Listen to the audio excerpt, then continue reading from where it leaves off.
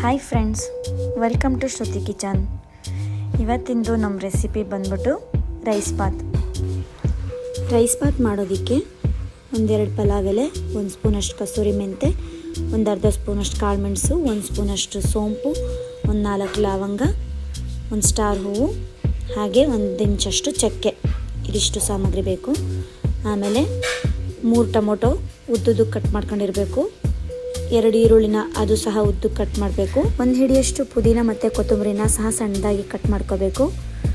ಇಲ್ಲಿ ನಾನು 1 ಬೀಟ್ರೂಟ್ ತೊಗೊಂಡಿದ್ದೀನಿ, ಇದನ್ನ ಕಟ್ ಮಾಡಿ ನೀರಲ್ಲಿ ಇಟ್ಕೊಂಡಿದ್ದೀನಿ. ಆಮೇಲೆ 1 ಕ್ಯಾಪ್ಸಿಕಮ್ಮು, ಒಂದು ಬೌಲಷ್ಟು ಬಟಾಣಿ, 3 ಕ್ಯಾರೆಟು, ಹಾಗೆ ಒಂದು ಸ್ವಲ್ಪ ಬೀನ್ಸು. ನಾನು ಇದನ್ನೆಲ್ಲ ಸಣ್ಣದಾಗಿ ಕಟ್ ಮಾಡಿ ಇಟ್ಕೊಂಡಿದ್ದೀನಿ. ಇವಾಗ ಕುಕ್ಕರ್ಗೆ 1-2 ಸ್ಪೂನಷ್ಟು ಎಣ್ಣೆ ಹಾಕಿ, ಎಣ್ಣೆ ಬಿಸಿ ಆದಮೇಲೆ ನಾವು ತೆಗೆದಿಟ್ಟಿರುವಂಥ ಗರಂ ಮಸಾಲನೆಲ್ಲ ಹಾಕಬೇಕು. ಗರಂ ಮಸಾಲ ಎಲ್ಲ ಹಾಕಿ ಸ್ವಲ್ಪ ಫ್ರೈ ಮಾಡಬೇಕು. ಅದು ಒಂದು ಒಳ್ಳೆ ಘಮ ಬರುತ್ತೆ ಫ್ರೈ ಆಗುವಾಗ. ಕೈ ಆಡಿಸಿ ಸ್ವಲ್ಪ. ಇವಾಗ ಕಟ್ ಮಾಡಿರೋಂಥ 1-2 ಈರುಳ್ಳಿನ ಹಾಕಿ ಮಿಕ್ಸ್ ಮಾಡಿ, ಈರುಳ್ಳಿ ಕಲರ್ ಚೇಂಜ್ ಆಗೋವರೆಗೂ ಫ್ರೈ ಮಾಡಬೇಕು. ಸ್ವಲ್ಪ ಕಲರ್ ಚೇಂಜ್ ಆದಮೇಲೆ ನಾವು ಕಟ್ ಮಾಡ್ಕೊಂಡಿರೋಂಥ ಟೊಮೊಟೊನ ಹಾಕಿ ಮಿಕ್ಸ್ ಮಾಡಬೇಕು. ಟೊಮೊಟೊ ಸ್ವಲ್ಪ ಮೆತ್ತಗೆ ಆಗೋ ಥರ ಫ್ರೈ ಆಗಬೇಕು.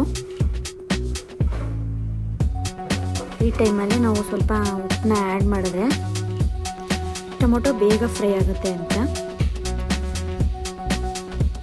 ಇವಾಗ 1 ಸ್ಪೂನಷ್ಟು ಶುಂಠಿ ಬೆಳ್ಳುಳ್ಳಿ ಪೇಸ್ಟ್ನ ಹಾಕಿ ಮಿಕ್ಸ್ ಮಾಡಬೇಕು.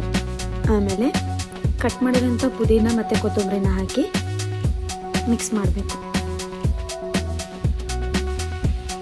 ಪುದೀನ ಕೊತ್ತಂಬರಿ ಎಲ್ಲ ಚೆನ್ನಾಗಿ ಫ್ರೈ ಆಗಬೇಕು. ಹಸಿ ವಾಸನೆ ಹೋಗೋವರೆಗೂ ಎಲ್ಲ ಫ್ರೈ ಆಗಿ ಸ್ವಲ್ಪ ಎಣ್ಣೆ ಥರ ಬಿಡಬೇಕು. ಇವಾಗ 2 ಸ್ಪೂನಷ್ಟು ಖಾರದ ಪುಡಿ ಹಾಕಿ, ಅರ್ಧ ಸ್ಪೂನಷ್ಟು ಅರಿಶಿನ ಪುಡಿ ಹಾಕಿ, 1 ಸ್ಪೂನಷ್ಟು ಧನಿಯಾ ಪೌಡ್ರ್ ಹಾಕಿ. ಇದು ನಿಮ್ಮದು ಅಳತೆ ಬೇಕಿದ್ರೆ ಜಾಸ್ತಿ ಬೇಕು ಅಂತಂದರೆ ಜಾಸ್ತಿ ಸಹ ಹಾಕ್ಕೋಬೋದು. ನಿಮ್ಮ ಅಳತೆ ಮೇಲೆ ಡಿಪೆಂಡ್ ಆಗುತ್ತೆ. ಇದು ನೀವು ಎಷ್ಟು ಲೋಟ ರೈಸ್ ತಗೋತಿದ್ದೀರಾ ಅನ್ನೋದ್ರ ಮೇಲೆ ಮಸಾಲೆ ಐಟಮ್ಸು ಡಿಪೆಂಡ್ ಆಗುತ್ತೆ. ನಾನಿಲ್ಲಿ 1.5 ಲೋಟ ರೈಸ್ಗೆ ಹೇಳ್ತಿರೋವಂಥ ರೆಸಿಪಿ ಇದು. ಖಾರದ ಪುಡಿ, ಧನಿಯಾ ಪುಡಿ, ಅರಿಶಿನ ಪುಡಿ ಎಲ್ಲ ನೀಟಾಗಿ ಫ್ರೈ ಆಗಬೇಕು. ಅದು ಸ್ವಲ್ಪ ಪೌಡ್ರ್ ಸ್ಮೆಲ್ ಇದೆಲ್ಲ ಹೋಗೋ ಥರ ಫ್ರೈ ಆಗಲಿ. ಇವಾಗ ನೆನೆಸಿಟ್ಟಿರೋಂಥ ಬಟಾಣಿ, ಕ್ಯಾಪ್ಸಿಕಮ್ಮು, ಬೀನ್ಸು, ಹಾಗೆ ಕ್ಯಾರೆಟು ಎಲ್ಲ ತರಕಾರಿನ ಹಾಕಬೇಕು. ತರಕಾರಿ ಎಲ್ಲ ಬೀಟ್ರೂಟ್ನ ಕಟ್ ಮಾಡಿ ನೀರಲ್ಲಿ ಹಾಕೋದ್ರಿಂದ ಅದು ಕಲರ್ ಅಲ್ಲೇ ಬಿಡುತ್ತೆ ಅಂತ, ರೈಸ್ ಎಲ್ಲ ರೆಡ್ ಆಗಲ್ಲ ಅಂತ ಹೇಳಿ ನಾನು ಕಟ್ ಮಾಡಿ ನೀರಲ್ಲಿ ಹಾಕೊಂಡಿದ್ದೀನಿ.